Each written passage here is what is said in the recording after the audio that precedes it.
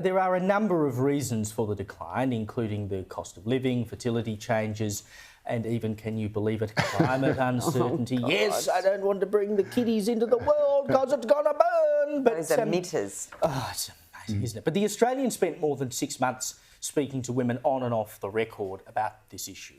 And many simply want to be child-free by choice, they say. One woman, a 38-year-old woman, Alexis Panaratos, she told the... Sorry, I probably mispronounced her name. But anyway, she told The Australian, when I picture motherhood for myself, I'm just overcome with anxiety and nausea. It's a physical reaction that I get when thinking about it. She also said, even when I was a child, I was asked how many children I wanted, but it's just something I've always known deep down. I've just never wanted children. And I'm sure there are some people out there like that. I don't discount that you can do whatever the hell you want with your life. But I think we have a broader cultural problem here, Evelyn. Which is, master of the bleeding obvious over here. You've got a big divergence, particularly in younger ages, between women and men. Men are skewing further to the right and women are skewing further to the left. And I think the men skewing to the right is probably a reaction to women skewing to the left to some degree, because boys are growing up in a world where they're trying to work out what masculinity means.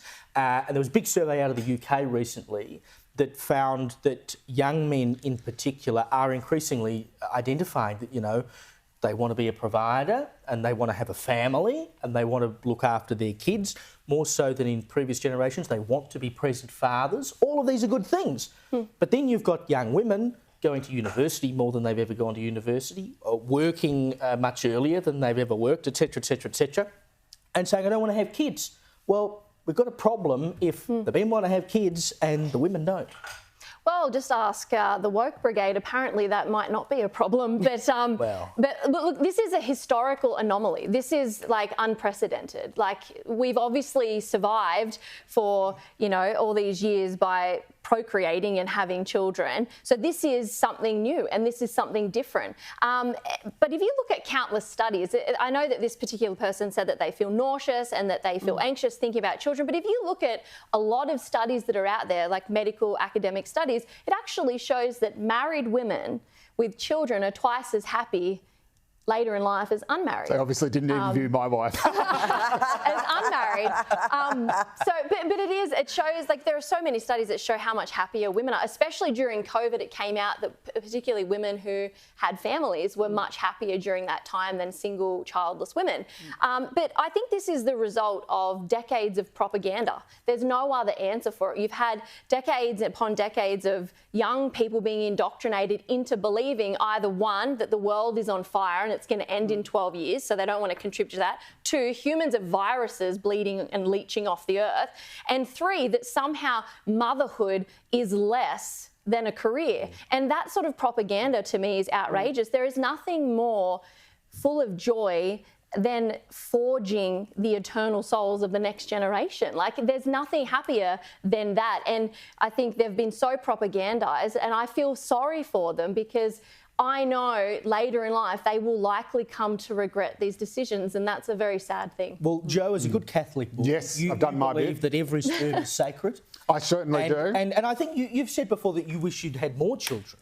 Yeah, absolutely. I am actually infertile now because I got the clip. It's my wife said it was the most romantic thing I'd ever done for her.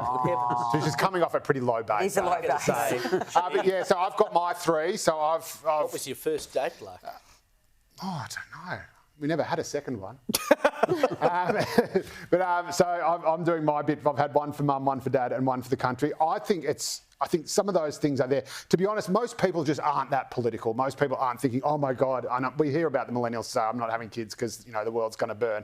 And that makes a headline. But I don't think that's most people. I think there is, and it's the same thing that happened with sort of second wave feminism as well, and Evelyn's right, where you get told that you can have it all, that you can put your career first, and not that you can, but you should. Or that you should, and people sort of judge you if you say, oh, you're just a housewife. Or Well, exactly. It's like an expectation. Just a stay-at-home mum. And so I think there is a bit of that, but I do think, especially in the social media age, a lot of stuff You know, there's a great saying which is traditions are solutions to problems that we forgot we had. And I think what you're seeing a lot with social media is this same kind of stuff being peddled around now and reaching a wider audience without realising that, you know, and again, friends of ours have, you know, have really, really struggled to have kids. Thank God the ones who really wanted them have just managed to do so because, you know, people thought, oh, I can have it all. I can have the career and the kids. In reality. And that's right. And I think we've got a culture, especially, you know, we've got an Insta-worthy culture now where people want the perfect life. They think they can curate their perfect life, and anything that involves mess or compromise or uncertainty or having to put someone else's needs ahead of your own for a significant period of time. Yeah, that's right. And I think it just fries a lot of people's brains and they think, no, it's all too hard. In the real world, what is happening is the birth rate is falling because of the cost of living and the cost of rearing children. That's what actually has an impact. There was a figure recently saying the cost of rearing a child to the end of year 12 is $260,000 or something like that. They're the real things.